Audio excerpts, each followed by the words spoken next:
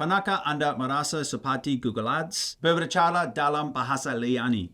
Have you ever felt that when it comes to Google Ads, it feels like you're speaking a completely new, different language? Phrases like CTR, conversion value cost, smart bidding, or even asset groups just fly around, and especially when you're new to Google Ads, you don't fully understand what these metrics are. So in this video, what I wanted to do is I wanted to break down the core definitions that you need to understand so that you can review your Google Ads campaigns and start to really optimize your accounts for the greatest success. Because the harsh reality of Google Ads is that for success with Google Ads, you need to be going through a constant loop of reviewing the data, making optimizations, and then waiting, and then reviewing the data again and making further optimizations. So this video is definitely going to be targeted to more beginners who are just new within 1 or 2 years of starting Google Ads, and I'm really going to walk you through the core metrics that you really need to understand so that you can see the best success with your Google Ads campaigns. Now, I do also want to make it really clear that apart from not only knowing what these terms mean, you also need to have a strategy when it comes to optimizing your Google Ads campaigns.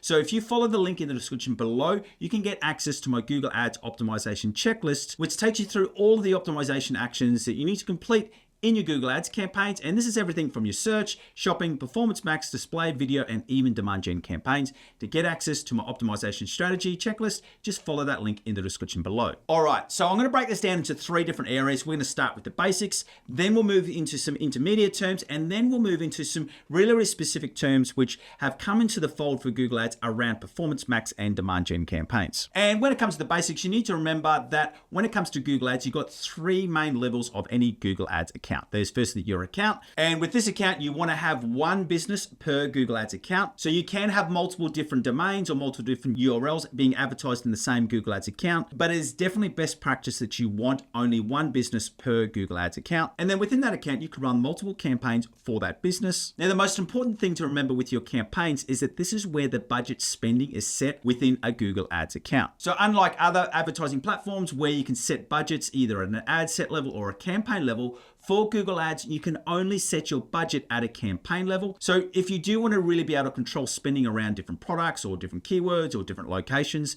this is where you need to make the distinctions between the different campaigns that you're running. And then within each of those campaigns, you can set different ad groups. And this allows you to group bunches of keywords or bunches of products together that have a very similar user intent, so you can put them together inside those ad groups. A great way to think about it is to think about your Google Ads account being a large department store. Your account is the whole store. Your campaigns, the different departments. So you might have a clothing department, an electronics department, and then your ad groups is where you get even more detailed. So for example, in the clothing department, you can have different ad groups around men's clothes and women's clothes and children's clothes. All right, so that's the structure of a Google Ads account. Now let's talk about some of the core terms that you need to really understand on how to read this data. And the first one is your click-through ratio. Now, click-through ratio is given to you in a percentage form, and it's based off the amount of times that people click on your ad versus how many times they see your ad. So if your ad was seen 100 times and you got 10 clicks, your click-through ratio would be 10%. Now, when it comes to your click-through ratio, the reason for why this is an important metric to really look at, because this really speaks to the relevancy of your ads. And if you've got a low click-through ratio, that lets you know that you need to really work on your ad copy because people just aren't finding your ads appealing. As a benchmark, because a lot of the times people ask us, what is a good click-through ratio? Last year in 2024, out of all different business niches, search campaigns had a click-through ratio on average of just under 7%. And for shopping campaigns, that average was just under 1% at 0.9. So for search campaigns, if you can get anywhere above 7%, I really like to set 10% as a benchmark. And for shopping campaigns, I set 1% as a baseline benchmark. We obviously strive to achieve higher than that, but when you're going through and quickly reviewing an account, if you see a click-through ratio on a search campaign below 7% or a click-through ratio on a shopping campaign below 0.9%, you know there are some problems with your ad copy or your product listings that you need to address. All right, now it comes to your CPC, which is your cost per click. And this is just an average of how much you're spending on average for each individual click. Now, this is really different depending on your different niches, and this can range anywhere from under 10 cents to well above $150 for an individual click. And when it comes to CPC, you really want to have a balance because your lower quality search engines will have a lower CPC, but then your more expensive CPCs, yes, they're more expensive, but they're really targeting people who are really ready to buy. So you just want to make sure you got that right balance between not just chasing the lowest CPC, because you also need to make sure that you're getting high conversion rates. Now, some other things that I do want you to think about when it comes to different terms, there is a metric that you can see inside of Google Ads, which is called your keyword quality score and your ad rank. Now, your keyword quality score and your ad rank and even your click-through ratio, they all kind of work hand in hand. Now, it's important to note that with Google Ads, it is an auction-based bidding system, but the winner of the auction isn't only the person who's willing to pay the highest amount. And the reason for this is because Google's goal is to match the most relevant ad and landing page to the user's initial search. And this is why some of these metrics around your keyword quality score and your ad rank are really, really important. When it comes to your keyword quality score, this is judged between a 1 out of 10 to a 10 out of 10, with 10 out of 10 being the best. Now, if you've got a 1 or a 2 out of 10, you really need to urgently work on your keyword quality score, because your ads would actually be limited and not showing because your keyword quality score is so low. Now, what I really, really look for in terms of a business sense is that you want to be getting those keyword quality scores of a 6, 7, 8, 9, or even higher. For the reason why I'm not saying it's not required to achieve a 10 out of 10 for every keyword quality score is because when it comes to individual keywords, we've seen time and time again that once you have a keyword quality score of above a 5 out of 10, other metrics like your click-through ratio and your conversion metrics become far more important. So when it comes to optimizing your Google Ad account, just make sure you've got those keyword quality scores above a 5. And to do that, you want to make sure that the keywords that you're targeting are mentioned in your headlines and your descriptions, and it's also being sent to a relevant landing page. And on that landing page, it's not about keyword stuffing. What it's about is about giving relevant information that has also got a good user experience, because there are the things which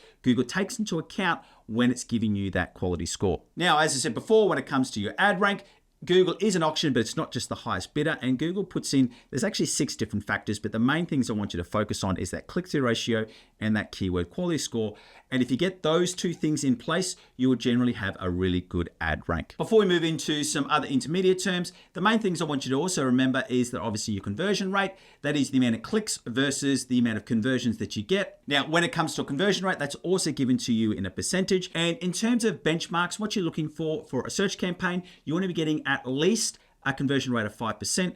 For shopping, you want that to be at least 3%. Once again, you want that to be much higher, but that's looking at averages across all industries over the last 12 months. And then 2 other things I want you to think about when you do see the metric, which is conversion value divided by cost. This is essentially a ROAS metric that Google is giving it to you, but it gives you in like a 5.0. So let's just say, for example, you have $100 of ad spend, which generates $500 worth of revenue, or $500 worth of conversion. Google would give you a conversion value cost metric of 5.0, which can be translated to a ROAS of 500%. So it's giving you your return on your ad spend, but just that's one way that Google does present it to you in your Google Ads campaigns. And rounding out these foundational definitions that you need to know is your search impression share. Now, the search impression share is a metric that a lot of people do forget about. And what this lets you know is how often your ads appear versus the total number of searches for those keywords that you're bidding on. Let's just say, for example, you've got a search impression share of 10%. That lets you know that out of every 100 available auctions for your keywords you're targeting in the location that you're targeting,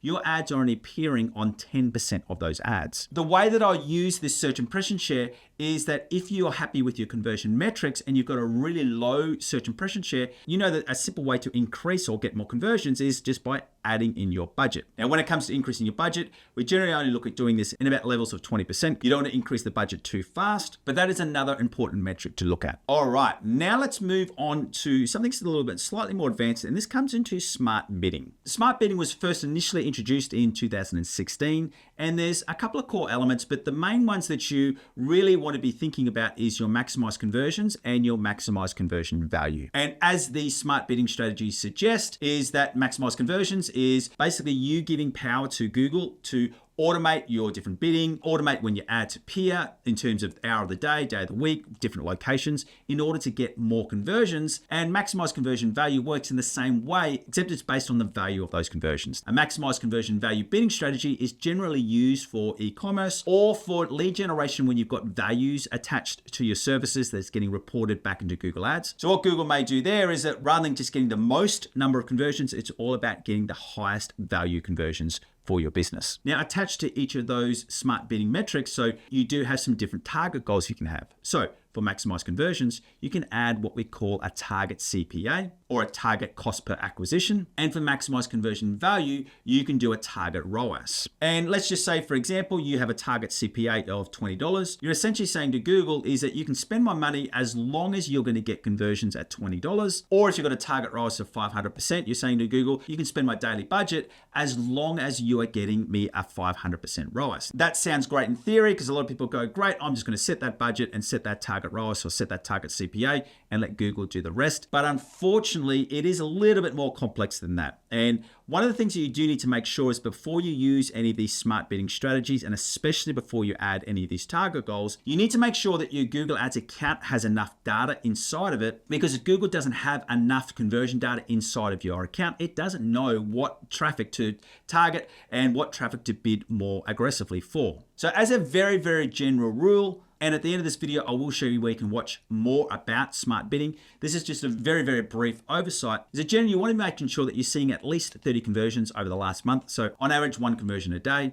And before you start to add in any target CPA or target ROAS goals, you also want to see what I call some stability in your conversions. So you don't want to be seeing drastic increases and decreases in your cost per conversion or your ROAS scores every week, because if you add these target goals too early, you can actually limit the performance of your account. But as I said, stick around to the end of this video and I'll show you where you can watch and learn more about bidding strategies inside of Google Ads. And now finally, I want to talk about some of the new terms that have been introduced with these newer types of campaigns, being Performance Max and Demand Gen. Now, when it comes to Performance Max, one thing I do want to make really, really clear, that with Performance Max, you're locked into either maximize conversions or maximize conversion value. And it's for that reason that I wouldn't start with a Performance Max campaign. I would generally start with search, or a combination of search and shopping. And the other thing you need to think about with your Performance Max campaign is that rather than having ad groups, it has what it calls asset groups. But with your asset groups in the side of a Performance Max campaign, you can't add in any extra asset group level optimizations around your smart bidding. So smart bidding on a Performance Max campaign is campaign wide, whereas for your search and shopping campaigns, you can add in some extra little optimizations around that ad group level. And the other big thing that you do need to understand when it comes to Performance Max is that Google uses this terminology called audience signals. You see it a lot through the setup of a Performance Max campaign called signals. And signals operate very, very different to targeting. And the reason for that is because with a Performance Max campaign, you can put in different keywords to target, you can put in different audiences to target, but Google makes it very, very clear that it goes beyond the targeting that you give it around different keywords and around audiences. And that comes back to, once again, why I'm saying that you don't want to start with a Performance Max campaign. You first want to really build up a good level of conversions. And then on top of that, you can really use Performance Max to reach out to new customers who don't know your product and may not even know your brand. And it uses that conversion data, which is inside of your account, to generate and find more conversions. And then finally, let's come down to Demand Gen. Now, Demand Gen is Google's newest type of campaign,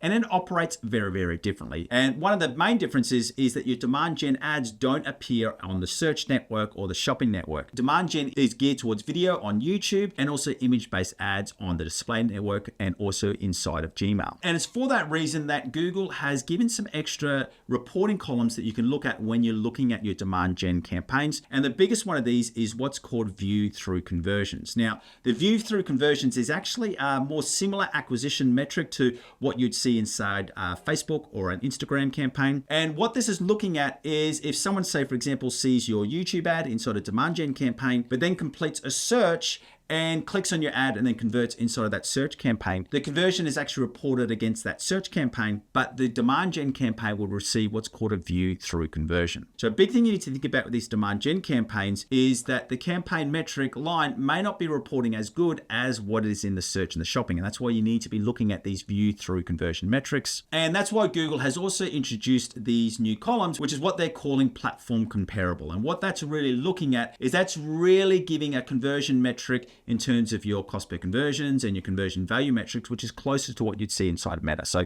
essentially what it's looking at is if anyone interacts with one of your ads and then converts later, it's bundling it all together. So you can see a like-for-like comparison when it comes to your Google Ads Demand Gen campaigns versus your Meta campaigns. All right, thank you for joining me. It's been an absolute pleasure having you here. And remember, before you go, if you also want to know how to optimize your Google Ads campaigns, make sure you follow that link in the description below. And if you're ready to learn more about smart bidding inside of Google Ads and the best way to set these and use these smart bidding strategies, why don't you go through and watch this video right here. Or if you're just looking to set up your very first Google Ads campaign, go through and watch this video right here.